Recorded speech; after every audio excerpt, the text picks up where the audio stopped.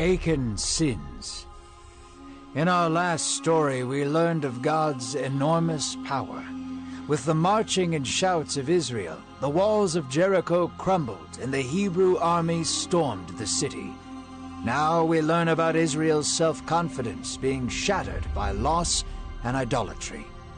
Achan sins and hides it from Joshua, and the sins of Israel cause stumbling across the land. Inspired by the book of Joshua. The faithful arm of God carried Israel to victory. The Israelite army laughed and cheered in the streets of Jericho. The day was drawing to a close, and the men were gathering the spoils of war, taking anything valuable to be stored for the rest of Israel. Joshua instructed specifically that any idols that caused their hearts to stumble should be ignored. For God had given them victory, and to take idols as spoils of war would be spitting in the face of the Lord. Achan from the tribe of Judah was rummaging around in the wreckage, searching for anything valuable or interesting. At the corner of his eye he spotted something.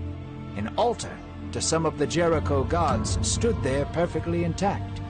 The altar was gold, and on it several Canaanite idols were spread across its base.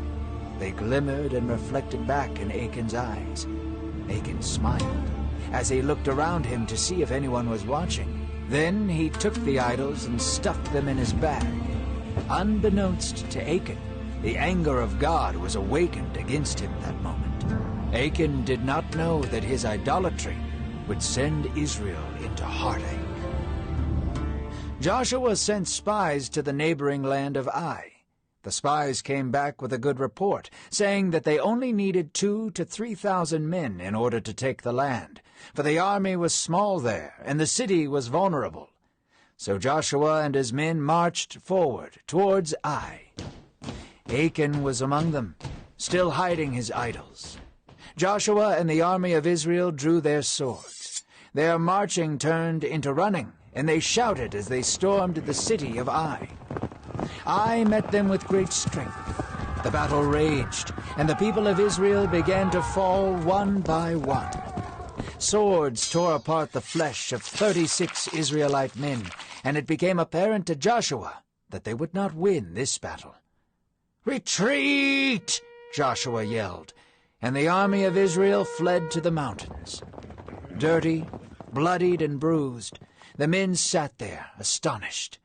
After such a glorious victory in Jericho, how could they have lost? Their hearts melted, and their optimism disappeared like vapor. Joshua fell before God at the ark. He lay there until evening. Joshua tightened his jaw. His face was on the ground, and dust was on his head. His eyes were sealed shut, and he was holding back tears. "Why did you bring us over the Jordan at all?"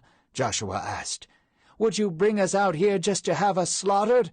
We have fled from our enemies. Word will spread of our cowardice, and they will be emboldened to come out and slaughter us." Joshua finally began to cry. His heart was broken over such a tragic loss. Although 36 men was not a large military blow, it meant everything to Israel. The Lord had no patience or compassion listening to Joshua's words. "Get up!" he yelled. "Why do you fall on your face? The people have broken their promise to me. They have stolen idols. If I am not their God, then why would I grant them victory?"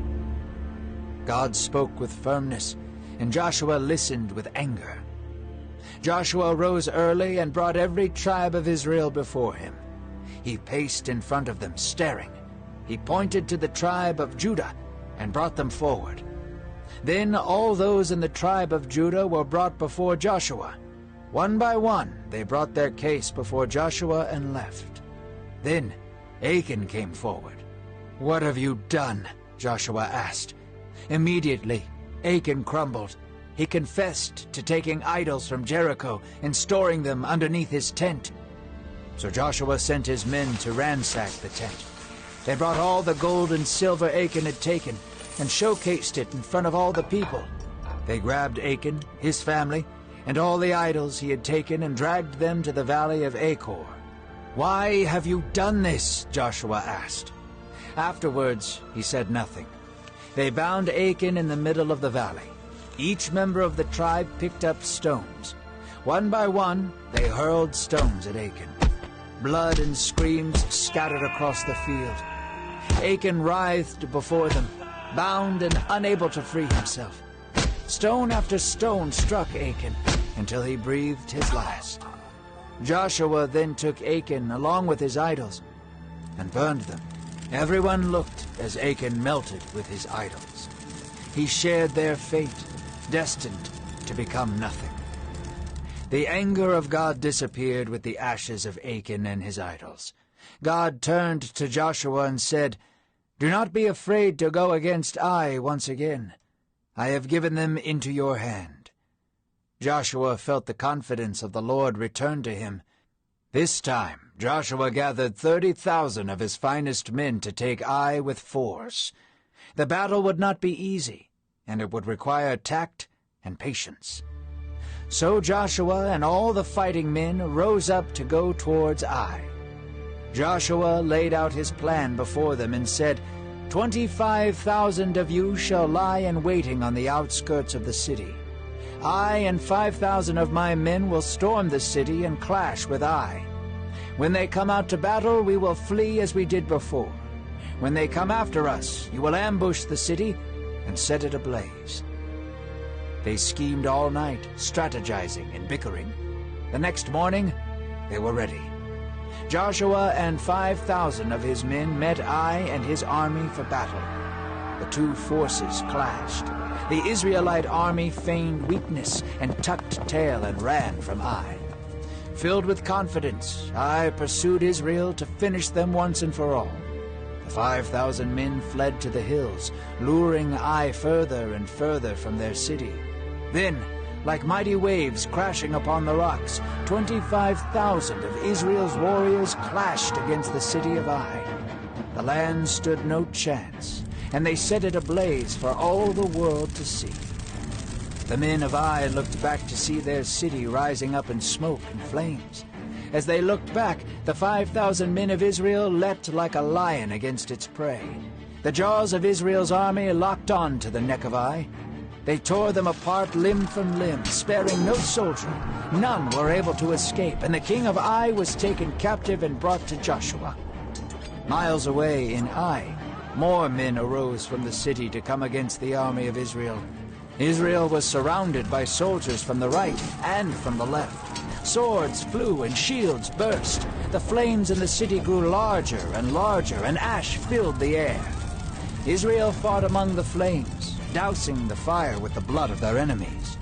All fell at the edge of their sword. A total of 12,000 bodies burned with the city of Ai. Only the livestock was spared as plunder. The rest was left as a heap of ruins and a monument to God's greatness. Joshua hung the king of Ai, and he remained there for the rest of the day. As the sun was setting across the land, Joshua threw the king's body among the ashes of his city. The air smelled of blood, metal, and ash. Joshua raised his javelin and screamed a war cry of victory. All 30,000 men joined in their shouts. The roaring of Israel shook the ground. Another victory. The promised land was closer. They built an altar to God and renewed their covenant with him. With God as their mighty warrior king, no nation would ever stand against them and prevail. Standing among the ash, a shout of victory bellowed across the land for all to hear.